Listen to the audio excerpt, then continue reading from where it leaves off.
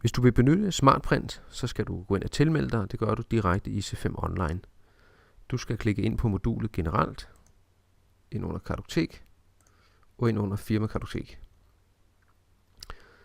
Så har du her SmartPrint send udskrifter som PDF. Der skal du sætte et flueben i tilmeld, og så kommer der en boks op, hvor du lige skal bekræfte, at du gerne vil ændre dit abonnement og blive tilmeldt SmartPrint. Så klikker du ind under opsætning. Herinde under afsendernavn, der skriver du det navn, du gerne vil have, der skal stå som afsender på de mails, der bliver sendt afsted. Under skabelon, der kan vi se nu, at det er rød baggrund og rød skrift. Det betyder, at du ikke har uploadet nogen PDF med dit brevpapir og dit logo.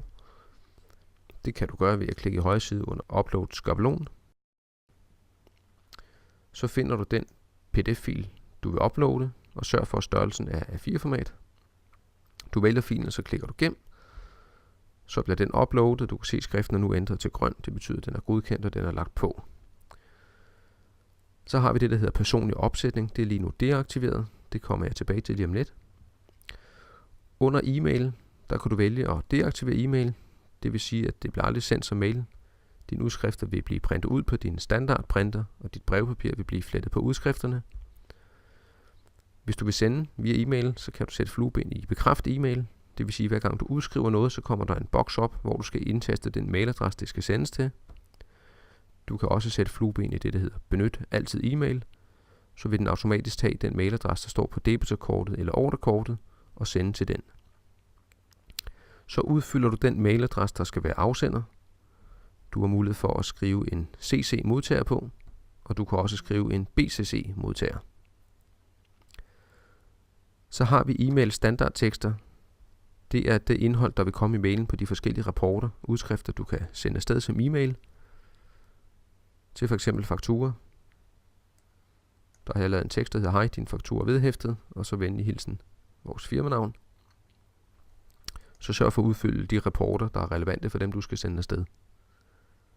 Og du kan se herude på ikonet, om der er udfyldt tekst, eller det er blankt. Den her opsætning, den vil så gælde for alle dine brugere, der benytter SmartPrint. Man kan også lave personlig opsætning, det vil sige afhængig af hvilken bruger, der logger ind, så kan man skrive sine egne tekster her, for at gøre dem lidt personlige. Det kan være, der står venlig hilsen, så dit navn, og så direkte telefonnummer for eksempel. Hvis man får lavet en opsætning, man ikke vil benytte igen, så kan man altid slette personlig opsætning.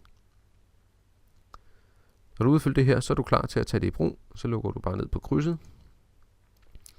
Det du skal være opmærksom på, det er, når du så vil sende afsted, nu kan vi lige prøve at oprette et tilbud til en kunde. Lægger vi lige en vare på.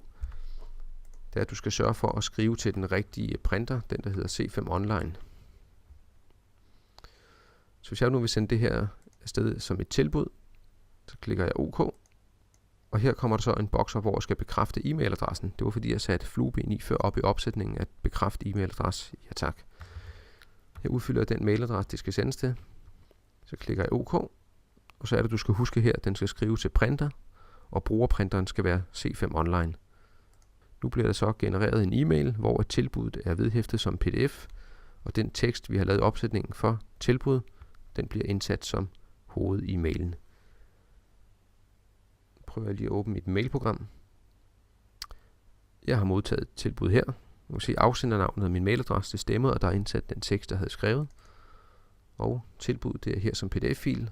Jeg har fået mit brevpapir på, der indeholder mit logo og den grønne streg ude i siden.